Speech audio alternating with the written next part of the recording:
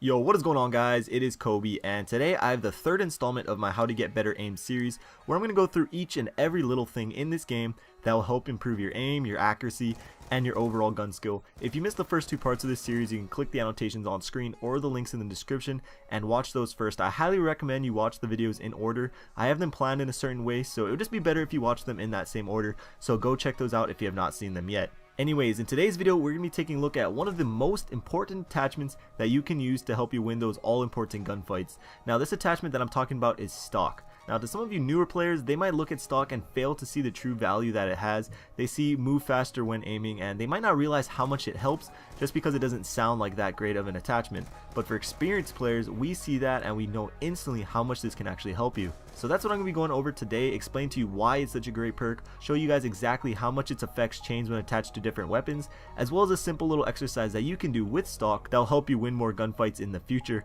As always, if you do enjoy the video, please remember to smack that like button. These videos take a ton of effort to create, but at the end of the day, I think they're worth it. So starting off with some basic stuff, the one and only effect that stock has is increasing your movement speed while you are aiming down the sights. As I'm sure you guys all know, no matter what gun you are using, when you ADS, your movement speed goes way down. You're holding your gun up to eye level, which makes your character move a little slower. Stock simply makes you move faster.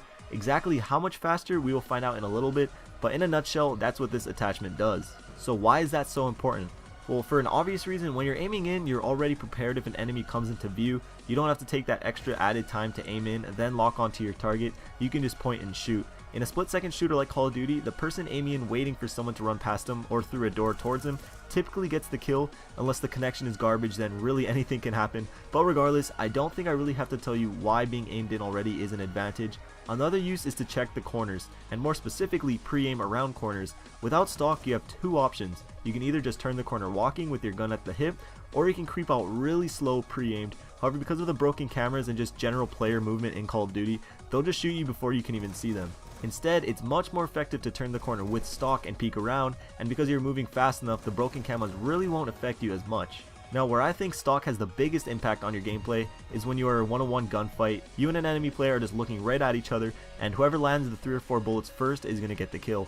However, with stock, you also have the ability to avoid shots and maneuver around them to throw the enemy's aim off, also known as strafing. Now, strafing may be the most important skill you can acquire when it comes down to winning gunfights, because just like in real life, it's a lot harder to hit a moving target, and with stock, that's exactly what you become.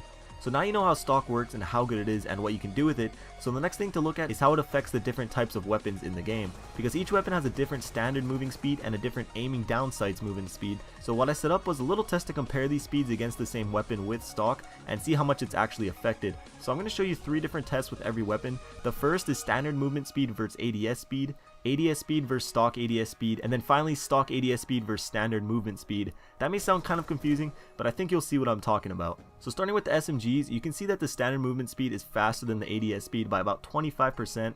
Now moving on, you see the stock speed is about 20% faster than the normal ADS speed.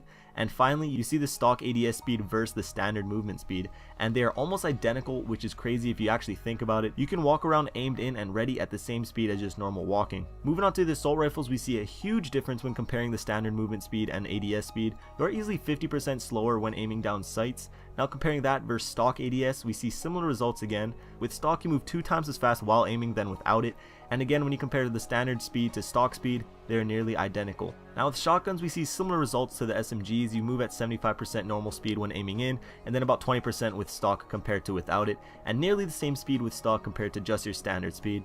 And lastly, looking at the LMGs, you see a huge difference, once again similar to the assault rifles, moving around 50% of the speed while aiming, then with stock nearly twice as normal as ADSing, and around fairly the same speed as normal walking. So from these tests, there are 2 obvious things that we can see. The first being that stock is fairly useful with SMGs and shotguns, however you can definitely manage without them. And 2, stock makes a huge difference with LMGs and assault rifles, however more importantly assault rifles.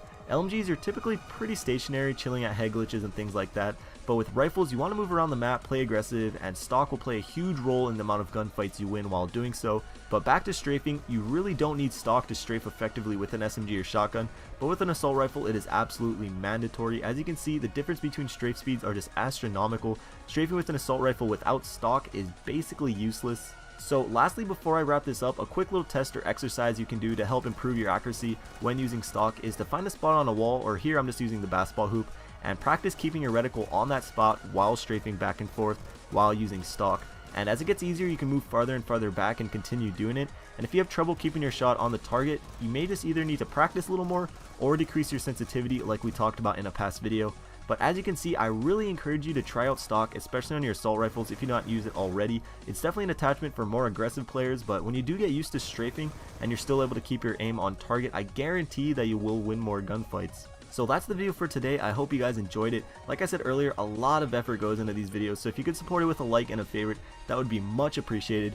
If you can get this to like 300 likes today, that would be awesome. And of course, I'll start working on the next video. But check out my last two videos if you missed them, and I'll see you guys later. Peace.